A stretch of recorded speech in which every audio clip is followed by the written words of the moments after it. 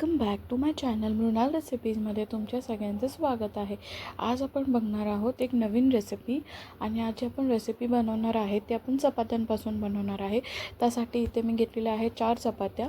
त्यानंतर इथे घेतलेले आहे 2 वाटी बेसनचं पीठ। त्यामध्ये आपण ॲड केलेलं आहे हळद ॲड करून घ्यायचं आहे। त्यानंतर आपण 2-3 चमचे त्याच्यामध्ये घरगुती मसाला ॲड करायचा आहे। तुम्ही कोणत्याही प्रकारचा मसाला यूज करू शकता। तुम्ही लाल तिखट सुद्धा यूज करू शकता। मी ते कांदा लसूण मसाला यूज केलेला आहे। त्यानंतर त्याच्यामध्ये मी 1 चमचा जिरा ॲड केलेला आहे, 1 चमच्यापेक्षा थोडं कमी। त्यानंतर मी त्याच्यामध्ये ओवा ॲड केलेला आहे आणि त्यानंतर आता आपण त्याच्यामध्ये चवीनुसार मीठ ॲड करून घ्यायचं आहे। त्यानंतर आपण त्याच्यामध्ये पाणी ॲड करून घ्यायचं आहे आणि मिक्स करत राहायचं आहे। थोडं पाणी ॲड करत राहायचं आणि मिक्स करून घ्यायचं। जास्त पाणी एकसाथ टाकायचं नाही, जेणेकरून बॅटर आपला जास्त थिन होणार नाही। आपल्याला थिक बॅटर हवं आहे, तर त्यामुळे थोडं पाणी टाकून आपण मिक्स करायचं आणि आपली कन्सिस्टन्सी आपल्याला कशी हवी आहे ती चेक करायचं। तर थोडंसं आपण पाणी ॲड करून घेतलेलं आहे। परत आपण थोडंसं पाणी ॲड करून घेणार आहे, कारण हे खूप जास्तच थिक आहे। तर थोडंसं पाणी ॲड करून घ्यायचं आहे।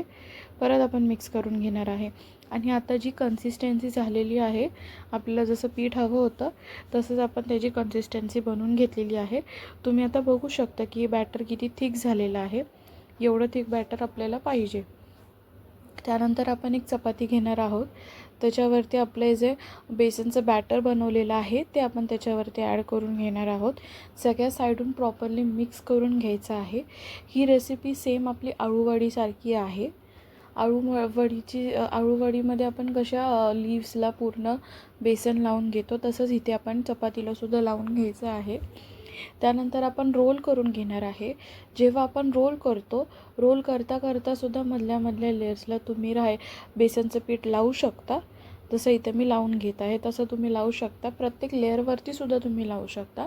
तर तुम्हाला एक्स्ट्रा क्रिस्पीनेस हवा असेल तर तुम्ही एक्स्ट्रा सुद्धा लावू शकता। मग आपण पूर्ण परत रोल करून घ्यायचं आहे आणि जेव्हा आपण ह्याला नंतर कट करू तेव्हा ते ओपनसुद्धा होत नाही, ते प्रॉपरली स्टिक होऊन जातं आपल्या पिठामुळे, जे आपण बॅटर बनवलं त्यासाठी। तर इथं ते एक करून आपण सगळ्या चपातीचे रोल बनवून घेतलेले आहेत आणि राहिलेलं जे बेसनचं पीठ असेल, जे मिक्सचर असेल, ते आपण वरून चपातीला लावू शकतो। जसं मी आता तुम्ही बघू शकता की मी नेक्स्ट क्लिपमध्ये टाकलेलं आहे। इथे पाणी गरम करत ठेवायचं आहे आणि आपण स्टीम करून घेणार आहोत आपली चपाती। पाण्यामध्ये मी थोडंसं लिंबू ॲड केलेलं होतं, लिंबूची फोड ॲड केलेली। त्यानंतर इथे मी आता चाळणी ठेवलेली आहे, त्याच्यावरती एक करून आपले चपातीचे रोल जे आहेत ते मी ठेवणार आहे। तुम्ही बघू शकता की मी चपातीला वरूनसुद्धा बेसनचं जे बॅटर आहे ते लावलं होतं। तो वेस्ट नाही जाणार। आपण जे बॅटर बनवलेलं आहे एक्स्ट्रा राहिला तरी तुम्ही वरून लावू शकता, उलट एक्स्ट्रा क्रिस्पीनेस येईल त्याला। इथे एक करून आपण अशा प्रकारे चपाती स्टीम करायला ठेवून द्यायची आहे आणि 10 to 15 मिनिट्स, 15 मिनिट्स पण लागत नाही, ओन्ली 10 मिनिट्समध्ये प्रॉपरली स्टीम होऊन जातात। तर इथे आपण स्टीम करायला ठेवलेलं आहे। त्यानंतर आपण 10 मिनिट्स नंतर ओपन करणार आहोत आणि तुम्ही बघू शकता की प्रॉपरली स्टीम झालेलं आहे। तुम्ही हाफ ॲन आवरला थंड व्हायला ठेवून द्या। थंड झाल्यानंतर खूप इझिली हे कट करता येतात। आता मी पहिलं याला 2 पीसेसमध्ये कट केलेलं आहे, मग मला इझिली कट करता येईल यासाठी मी 2 पीसेसमध्ये त्याला कट करून घेतलेलं आहे।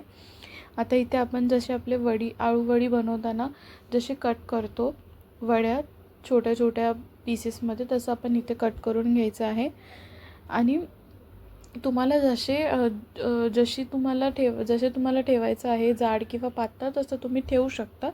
मी इथे थोडे जाडच ठेवलेले होते। त्यानंतर तुम्ही वड्या फ्राय करताना शॅलो फ्रायसुद्धा करू शकता किंवा डीप फ्रायसुद्धा करू शकता। काही लोकांना ऑइली आवडत नाही तर ते लोक शॅलो फ्राय करून खाऊ शकतात। कमी तेलामध्ये सुद्धा ते प्रॉपरली फ्राय होईल आणि क्रिस्पीसुद्धा होतील।